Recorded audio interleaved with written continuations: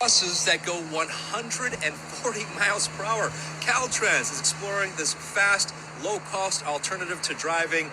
Now, they're looking at how these buses might operate on our freeways, and they shared some of the research regarding that. There would be dedicated bus lanes in the middle of the freeways with stations where passengers could get on and get off. At 120 miles per hour, let's say a trip from LA to San Francisco would take around 3 hours. A spokesperson for Caltrans says the 5 and the 101 might be good candidates for this. What do you guys think about this?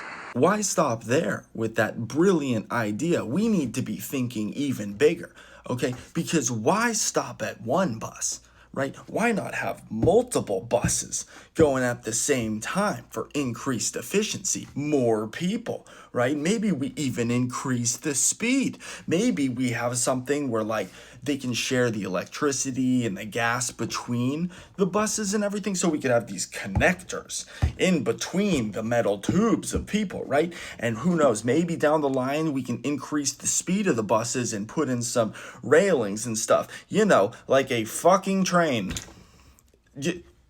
They will do anything but build high-speed rail, okay? You are describing what a train is. Why don't we just do a train? Leave it to politicians to be so profoundly useless that they try and just reinvent the train, but like objectively worse. Just like, yeah, we were having the buses just zipping through, okay? But we created these stations where people can get on and off, okay? Because we used to not even stop. People were just jumping out of the bus, all right? And it was awful. We had people just getting decapitated and split in half by railings. It's just not a good time. So we decided we should stop the bus. Look at how much infrastructure of rail systems China has invested from 2008 to 2020.